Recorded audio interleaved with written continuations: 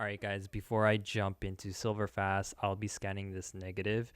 These are photos that I took last month. In September, I did a bunch of test shoots, and this is the first time that I'll be sharing this. I know I've shared maybe a couple photos on my Discord channel, so if you guys want to join in and see what I'm working on, or you want to chat with the community who's following this channel or my Instagram, come through to my Discord and I'll share more stuff with you guys.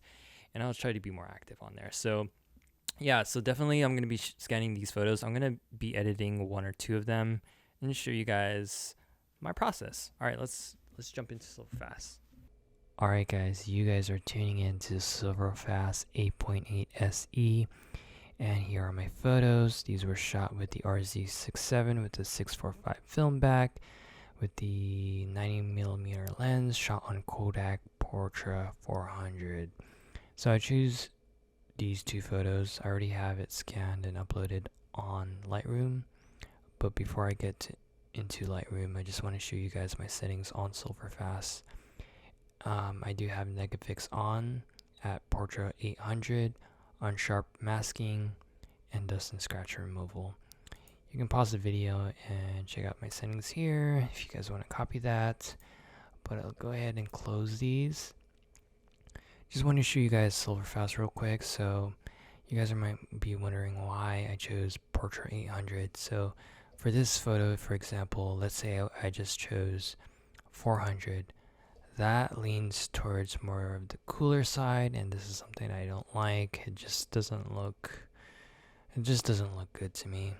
So Portra 800 worked much better. I like the warm tones, and the skin looks more natural here. And moving to the right with this photo, I also chose Kodak Portra 800. I do want to keep these two in line together. I don't want to choose 400 and 800. I don't want them to be all at 800. And looking at this one here, it looks good already. I would choose this as well, but I'm just going to keep it at 800. That works good too. So we'll go ahead and go into Lightroom and open that up right now. Lightroom Classic. So I have the photos here uploaded, and for this tutorial I'm gonna try to go through it real quick. I'm not gonna spend too much time. I just want to show you guys the basics and what you guys can do when editing your photos on Lightroom. So we'll go ahead and change the tint. I do like some green tones into my photos. I do want to lower the contrast a little bit, bump up the exposure, turn on the highlights. I do want to show some detail right here in the back, but I could use the graduated filter and bring that in, but for this one I'm not going to do it. I'll bring up the whites, bring up the shadows, bring down the blacks, and I'll play around with the curve tool a little bit. So go here, midtones, highlights. So it's looking good already, and I'm gonna show you guys a side-by-side comparison. I do want to keep the tones to a little green for the shadows, and I'm gonna bring up the highlights a little bit, or maybe I'll keep it neutral there. Bring down the midtones, and finally we can go through sharpening. So depends how you want it. I know there's dust here, so if I lower this and I increase it, yeah, maybe 67 works great here. So let's compare it from the previous. This is straight from the scanner with the Negafix at Portra 800, so it's underexposed. So here, this quick edit, less than 5 minutes. I already have a good edit here, and I could continue making some changes to this photo. So let's go ahead. Actually, what I'm going to do, I'm going to copy the settings here, and paste it to this photo and see what I get. So for this photo, it looks great. Maybe it's a lot towards the greener side, so I'm going to try to keep the tones a little neutral here.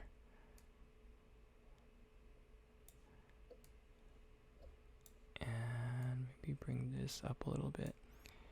And so there, I think this works well.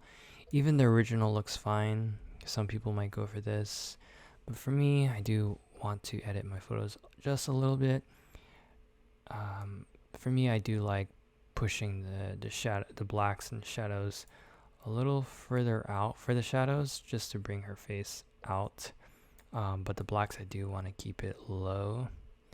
That's just me, and I like the way it looks. So if you compare both photos, you can see that the colors do retain. Nothing's really changed. Here you could tell that there's a little green tint on our skin, but this works really well.